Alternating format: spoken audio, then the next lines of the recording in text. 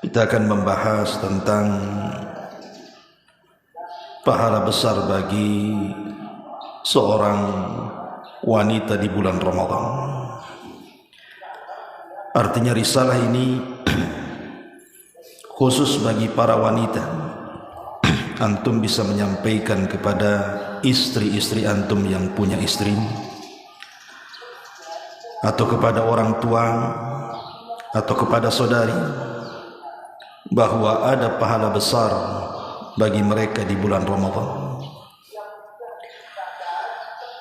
Ma'asyiral muslimin yang dimuliakan Allah Subhanahu wa taala, kalau kita perhatikan, kita kaum laki-laki ada satu tanggung jawab bagi kita untuk mencari nafkah, dan itu pahala yang sangat besar dibandingkan sedekah kepada orang lain. Maka sedekah kepada keluarga jauh lebih besar lagi. Tapi bagi kita laki-laki yang bekerja, ada waktu istirahat. Kita lihat mungkin para pekerja di pemerintahan, dalam satu pekan itu ada mungkin 1-2 hari mereka beristirahat. Tapi kaum wanita itu tidak ada istirahatnya. Mereka bekerja setiap hari. Bagaimana kita lihat lelahnya mereka, mulai menyapu, kemudian mengepel, memasak lagi, kemudian mencuci, perkakas dapur lagi. Bagi yang punya anak, apalagi masih bayi, ngurus bayinya lagi. Belum ngurus kita para suami. Belum lagi mereka juga punya hak kepada Allah Subhanahu wa taala. Mereka juga harus salat 5 waktu. Apalagi di bulan Ramadan mereka juga tarawih, mereka juga puasa. Lelah kita perhatikan kaum wanita itu dibandingkan kita laki-laki. Tetapi lelahnya mereka itu berpahala besar. Kalau seandainya para wanita itu cerdas, di mana seluruh pekerjaan dan lelahnya mereka dalam rumah tangga itu memang diniatkan karena Allah Subhanahu wa taala, bukan dianggap aktivitas biasa. Kalau hanya sekedar dianggap aktivitas biasa, karena itu memang sudah tugasnya wanita, yang nggak dapat apa-apa. Tapi kalau seandainya lelahnya mereka, nyapunya mereka, ngepelnya mereka, masaknya mereka, melayaninya mereka kepada suami-suami mereka, mengurusnya mereka kepada anak-anak, dan begitu seterusnya, itu diniatkan karena Allah Subhanahu wa taala, maka semuanya akan menjadi pahala. Sampaikan kepada mereka, semuanya akan jadi pahala besar. Lebih-lebih kalau seandainya itu dilakukan di bulan Ramadan. Coba bayangkan kalau seandainya dalam satu keluarga itu jumlahnya banyak. Di sana ada suaminya, kemudian ada anak-anaknya, mungkin ada yang punya anak 3, 4, 5, 6, 7 sampai 10 umpamanya. Atau mungkin ada beberapa keluarga yang ikut tersangkut juga di rumah kita. Kemudian istri kita, ibu kita memasakkan untuk kita untuk berbuka puasa. Berapa pahala yang akan didapat seorang wanita coba? Nabi SAW mengatakan, man fattara sa'iman kana lahu mithlu ajrihi ghairu annahu la yanqusa min ajri saimi syai'an. Kata Nabi SAW, barang siapa yang memberi makan, memberi iftar bagi orang-orang yang berpuasa, maka dia akan mendapatkan pahala orang yang berpuasa tersebut tanpa mengurangi pahala mereka sedikit pun. Coba bayangkan, istri kita masak untuk kita, atau untuk anak-anak kita. Kalau anaknya 10 umpamanya, berapa banyak pahala yang akan dapat seorang wanita itu? Berarti dia mendapatkan pahala puasa kita dari suaminya, belum lagi pahala anak-anak yang berpuasa. Kalau 10 anaknya berpuasa semua, berarti seolah-olah dia berpuasa 10 kali. Artinya besar sekali jasanya seorang wanita ketika melayani kita dan anak-anaknya ketika menyiapkan untuk berbuka puasa itu. Besar pahalanya. Dan ini harus diniatkan. Kasih tahu para wanita itu, niatkan ketika Anda masak, maka niatkan bahwa saya ini masak karena Allah, dan saya masak untuk memberi buka suami istri saya dan mengharap pahala Allah Subhanahu wa taala. Luar biasa. Ini kalau wanitanya cerdas, diniatkan seperti itu, maka dia akan dapat pahala satu keluarga tanpa mengurangi pahala mereka sedikit pun. Ini baru memberi makan orang yang berpuasa dari masakannya. Ma'asyiral muslimin yang dimuliakan Allah Subhanahu wa taala, belum lagi menyediakan sahur. Kita laki-laki ini kadang-kadang tidur saja kan, taunya dibangunkan oleh istri, bangun bang, sahur kan gitu. Atau anak-anak, belum lagi yang sulit bangun, dibangunkan sama istri kita. Dan sudah insting seorang wanita, karena sudah tanggung jawab dia mesti bangun tuh jam 2, setengah 3, jam 3, karena sudah tanggung jawab dia. Kalau seandainya ketika dia menyiapkan makanan sahur untuk kita itu diniatkan karena Allah, lelah letihnya, kurang tidurnya, maka itu pahala yang sangat besar. Karena bagaimanapun Nabi SAW mengatakan, tasahharu fa inna fi sahurikum barakah. Sahurlah kalian, karena dimakan sahur itu ada keberkahan. Siapa yang membawa berkah kepada kita coba, kalau bukan karena ibu kita yang menyiapkan atau istri kita yang menyiapkan? Betapa banyak barokah yang akan dapat seorang istri ketika membangunkan kita di waktu sahur. Apalagi di waktu sahur itu bertepatan dengan sepertiga malam akhir. Dan sepertiga malam akhir kita tahu hadisnya yang ma'ruf, yanzilu rabbuna ila sama'i dunya fi kulli thuluthil lailil akhir wa dzalika kulla lailatin. Di mana Rabb kita Allah Subhanahu wa taala turun di sepertiga malam akhir. Dan itu setiap malam. Apalagi di bulan Ramadan. Dan Allah Subhanahu wa taala mengatakan, man yad'uni fa astajibana wa man yas'aluni fa u'tiyah wa man yastaghfiruni fa aghfirlah.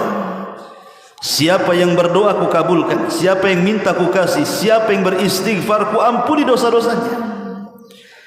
Coba bayangkan kalau seorang wanita bangun di sepertiga malam akhir, sambil menyiapkan sahur dia berdoa, sambil menyiapkan sahur dia meminta, sambil menyiapkan sahur dia beristighfar. Berapa pahala yang akan didapati seorang wanita yang menyiapkan sahur untuk kita? Belum lagi pahala menyediakan makanan untuk kita, karena kita akan berpuasa masalahnya. Jadi wasilahnya puasa kita ini itu karena mereka juga, karena lelah letihnya para wanita, para ibu yang menyiapkan makan sahur, sehingga kita beribadah puasa itu dengan nyaman. Coba kalau seandainya istri tak masak, makan sahur apa itu? Kadang-kadang tak bangun pula kan itu. Mungkin terganggu mungkin ibadah kita. Dan ini pahala luar biasa. Ma'asyiral muslimin yang dimuliakan Allah Subhanahu wa taala, ini yang ada sangkut pautnya dengan kita, bahwa sibuknya para wanita di dapur itu ada pahala besar. Sampaikan kepada mereka, ini pahala besar. Cuman ada wanita-wanita terkadang karena tidak paham, mereka mengeluh. Justru keluhan mereka tidak akan dapat pahala. Dan lelah letihnya mereka itu menjadi wanita paling bahagia di bulan Ramadan itu, karena dia akan mendulang pahala sebanyak-banyaknya. Belum lagi disertai dengan hak mereka kepada Allah Subhanahu wa taala. Mereka juga puasa seperti kita puasa. Mereka juga salat seperti kita juga salat. Tapi kita tidak bisa melakukan apa yang mereka lakukan. Seandainya tugas wanita itu digantikan oleh kita, saya yakin antum tidak akan sanggup. Tidak akan sanggup. Dalam satu waktu dia ngurus anak, dia masak, dia ngepel, dia nyapu, dan tidak ada liburnya. Mana wanita ada liburnya? Nggak ada wanita itu ada liburnya. Kita masih ada liburnya. Hari Ahad mungkin kita libur ya, bagi yang di pemerintahan bisa tidur nyenyak. Tapi mereka tidak ada liburnya. Ma'asyiral muslimin yang dimuliakan Allah Azza wa Jalla, dari sini maka harusnya kita laki-laki paham dengan mereka. Makanya para ulama menasihatkan, tolong bagi para suami, kalau sudah 10 akhir Ramadan, kalau 10 akhir Ramadan, ringankan tugas mereka. Mereka sudah lelah dari awal Ramadan sampai 20 hari. Kemudian sebentar lagi kita akan masuk 10 akhir Ramadan. Ringankan tugas mereka. Sebagaimana kita juga menginginkan mendapatkan malam Lailatul Qadar, istri kita juga sama, ingin mendapatkan Lailatul Qadar.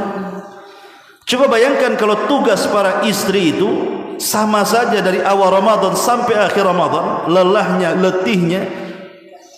Kemudian sama-sama tarawih dengan antum, antum khusus tarawihnya, istri antum nguap-nguap lah kan, itu kelelahan. Ya, ringankan mereka, jangan terlalu menuntut kepada mereka. Artinya tugasnya itu kalau tidak bisa dihilangkan 100%, ya minimalnya diringankan. Mungkin ya kalau sekarang kan bisalah kita meringankan mereka, contoh saja menyuci pakaian. Nah, sekarang sudah ada laundry. 10 hari terakhir itu laundrykan saja biar dia enggak lelah. Atau bantu juga menyapu di 10 terakhir Ramadan itu, supaya ketika malamnya menghidupkan malam itu sama-sama tak ngantuk kan, itu sama-sama tak lelah, sehingga satu keluarga mendapatkan Lailatul Qadar. Ini kadang-kadang banyak suami yang tidak berakal kan begitu, membiarkan istrinya ya diberikan tugas sebagaimana tugas mereka. Maka ringankan minimalnya di 10 terakhir, masa setahun sekali kan, setahun sekali 10 hari saja. Bebaskan mereka dari tugas-tugas itu, minimalnya ringankan, supaya sama-sama bisa khusyuk beribadah kepada Allah Subhanahu wa taala. Ma'asyiral muslimin yang dimuliakan Allah Subhanahu wa taala, bagaimana bagi para wanita yang haid? Mereka banyak pantangan-pantangan ibadah. Maka wanita-wanita haid juga sebenarnya bisa melakukan aktivitas yang tidak ada larangan dengan kehaidan. Contoh berzikir, sampaikan kepada mereka, walaupun mereka dilarang sholat, kemudian dilarang puasa, tapi zikir kan tidak dilarang. Maka di bulan Ramadan perbanyak zikir, atau membaca Al-Quran dari handphone. Karena fatwa para ulama, membaca Al-Quran dari mushaf ketika haid dengan membaca Al-Quran dari handphone itu berbeda hukumnya. Kalau membaca Al-Quran dari mushaf, terjadi khilaf para ulama, ada yang membolehkan, ada yang tidak, dan pendapat jumhur mengatakan tidak boleh bagi wanita haid. Tapi kalau dari handphone, ulama kontemporer, karena di zaman Rasul tidak ada handphone, tentu mengambil fatwa ulama kontemporer kan gitu, ulama kekinian, mereka mengatakan boleh karena handphone itu bukan mushaf. Handphone itu bukan mushaf. Handphone ya handphone, walaupun dalam handphone itu ada mushaf, tapi tidak dikatakan dia mushaf, karena bisa dihilangkan, bisa dimunculkan. Makanya para ulama membolehkan wanita haid itu membaca Al-Quran dari mushaf. Dan kalaupun mereka sudah kelelahan, keletihan karena menyapu, mengepel, mencuci, memasak, mencuci perkakas dapur, mengurus anak dan begitu seterusnya, minimalnya kalaupun mereka sudah tidak sanggup membaca Al-Quran, nasihati, di hadapan mereka ada handphone, ada YouTube kan itu, ada program tilawatil Quran, dengarkan. Karena terkadang mendengarkan Al-Quran juga lebih terasa. Nabi SAW itu bukan hanya membaca Quran, tapi terkadang juga mendengarkan Quran. Sebagaimana dalam sebuah hadis dia meminta kepada Abdullah ibn Mas'ud ibnu Ummi Abdin ini untuk membacakan Al-Quran. Sampai-sampai Abdullah ibn Mas'ud atau kunyahnya ibnu Ummi Abdin ini mengatakan kepada Rasul, "Aqra'u 'alaikal Qur'an wal Qur'anu unzila ilaika ya Rasulullah." Rasul, haruskah saya membaca Al-Quran di hadapan? Bukankah Quran itu turun kepadamu? Maka Nabi SAW mengatakan, "Iqra," sudah baca saja. Akhirnya kemudian Abdullah bin Mas'ud membaca surah An-Nisa sampai kepada ayat, "Fa kaifa idza ji'na min kulli ummatin bisyahid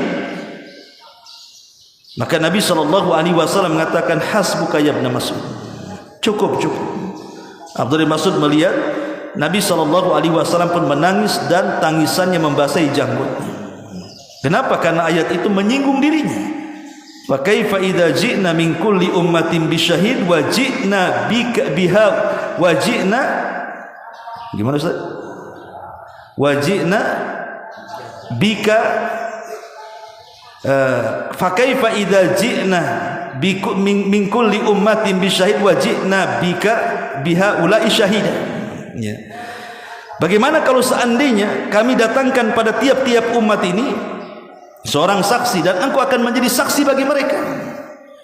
Ketika ayat ini menyinggung Nabi SAW, Rasul langsung menangis dan mengatakan hasbuk cukup. Syahidnya adalah Nabi mendengarkan bacaan Al-Quran.